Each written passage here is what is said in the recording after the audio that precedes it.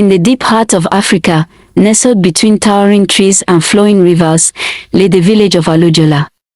It was a place of peace, where the laughter of children mixed with the rustling of leaves, and the wise elders told stories under the moonlit sky. But in this quiet village, there was one person who stood out, Adiko, the woman with two heads. Her body was like that of any other woman, strong and graceful, but upon her shoulders sat two heads, each with a mind of its own. One head, called Ebony, was adventurous and full of energy. She loved to explore the village, talk to people, and dance under the stars. The other head, Connie, was quiet and shy. She preferred to stay indoors, away from curious eyes, and found comfort in the shadows of their home. For years, the villagers whispered about Adiko. Some believed she was a blessing, sent by the gods to bring wisdom. Others feared her, believing she carried an ancient curse. But Adiko had learned to live with the stars and the memoirs. The real challenge was living with herself. Every day was a battle between her two heads. When the sun rose and the village came to life, Ebony would insist, "Let's go to the market. I want to taste fresh fruit and hear the latest gossip." But Connie would sigh, "No. I don't want people staring. Let's stay inside. It's safe here." When the drums called for celebration, Ebony would try to pull them outside. "The festival is tonight. I want to dance, to laugh, to feel free." Connie would protest, "Why must you always drag us into trouble? We don't belong among them." Even the simplest decisions became an argument.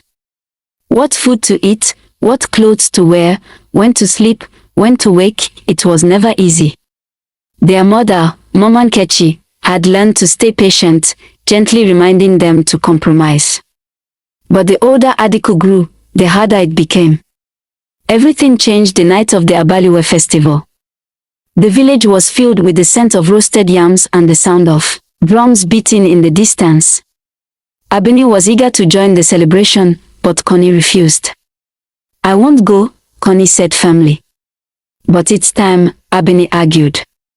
"We can't hide forever." Adiko walked into the festival as the villagers were dancing, singing and drumming.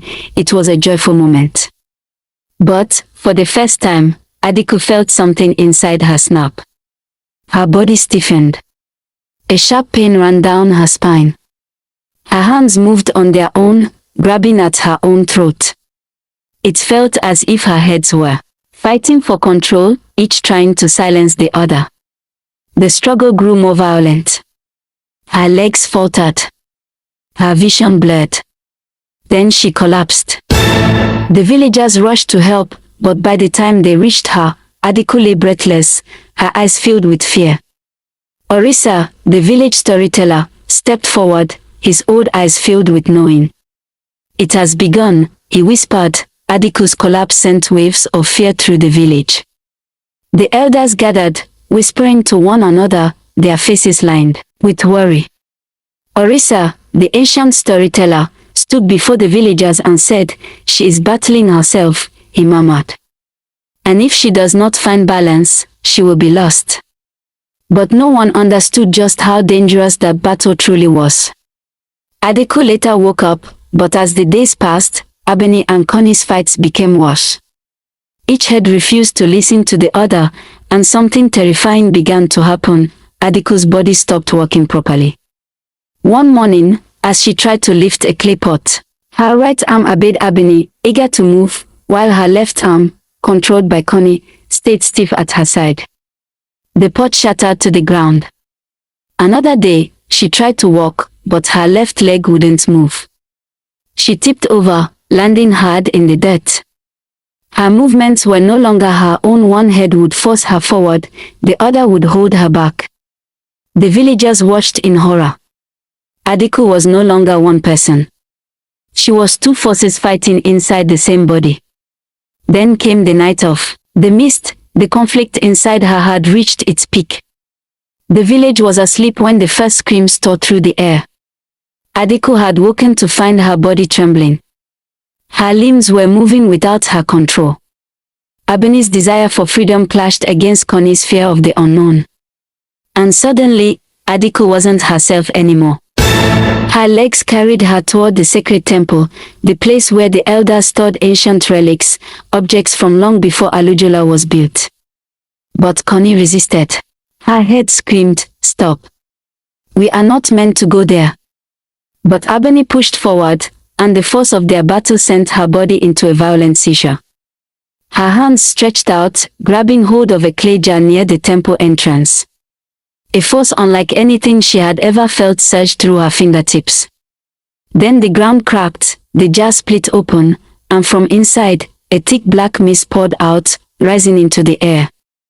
It twisted and curled like a snake, reaching toward the sky before rushing back down straight into Adiko's chest. A sharp pain burst through her body. The spirit world had awoken. The next morning, the elders gathered. Their faces were grave. The temple had been disturbed, and now, the spirits were stirring. Orise finally spoke the words that had been hidden for years. Adiko's birth was not ordinary. Her mothers, two women bound by fate, were chosen by the spirits long before she came into this world, the crowd murmured. She carries an ancient power, he continued. But it is unstable.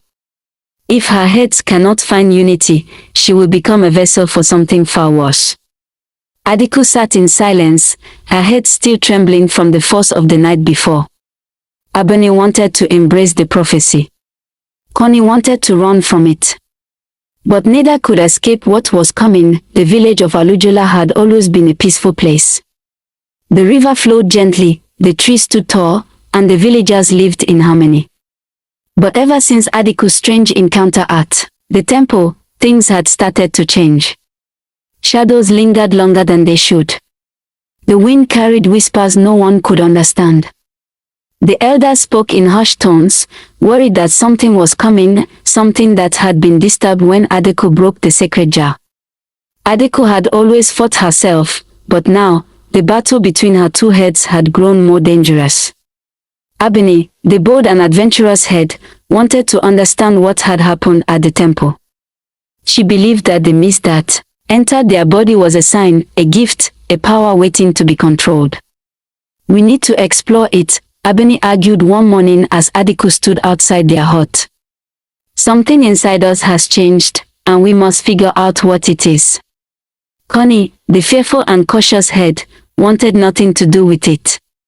She had felt the darkness that crept into their skin, the way their body trembled after that night. No.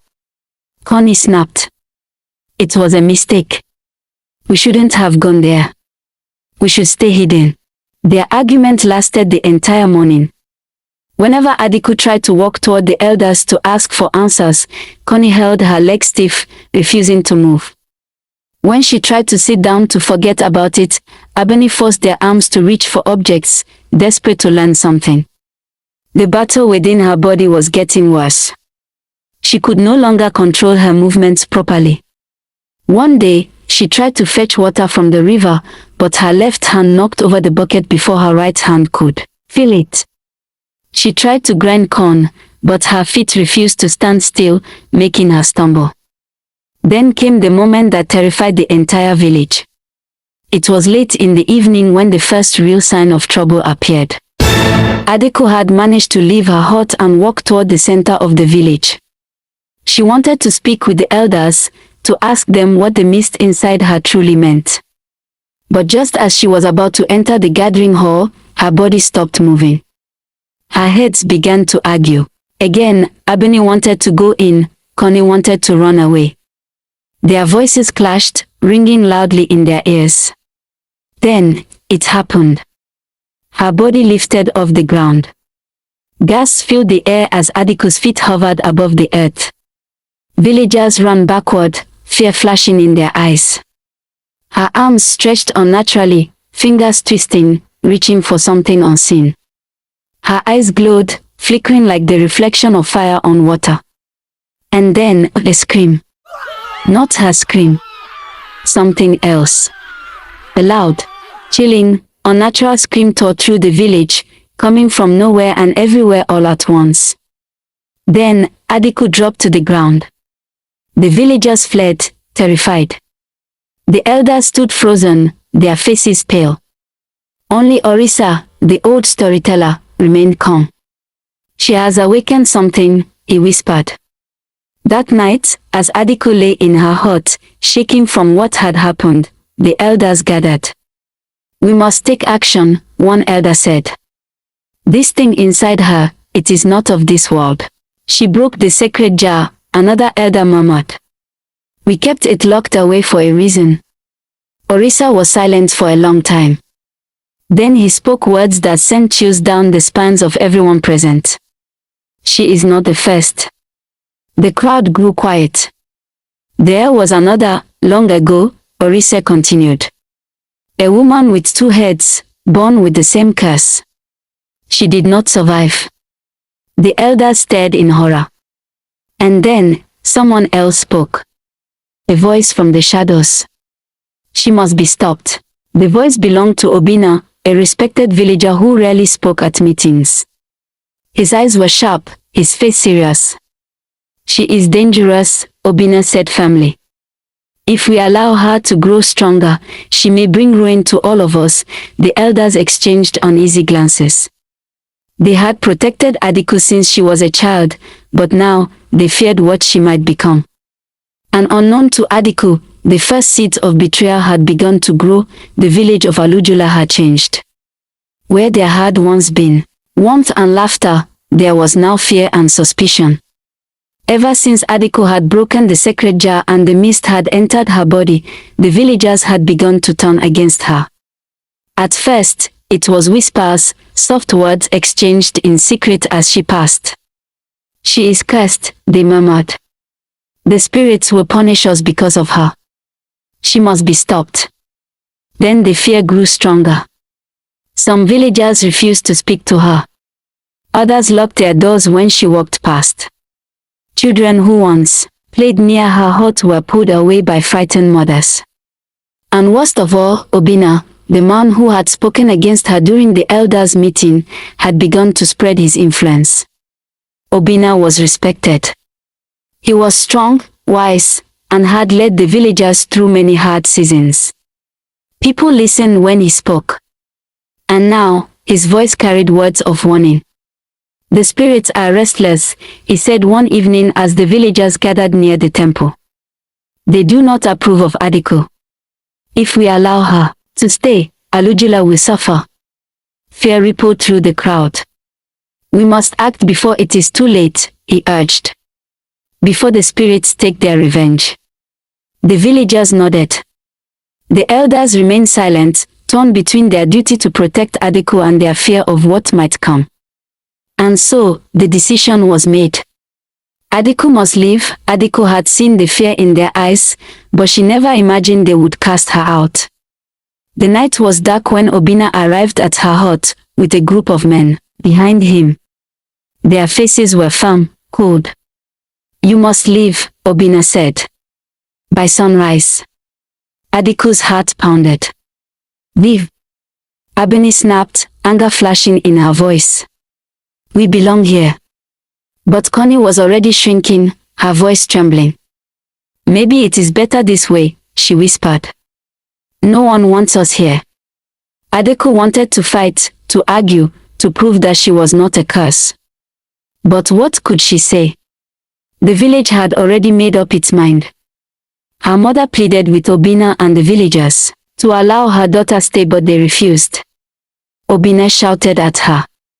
You better shut up, else we will send you out of this village too. You won't survive that evil forest for even a day, so better remain quiet.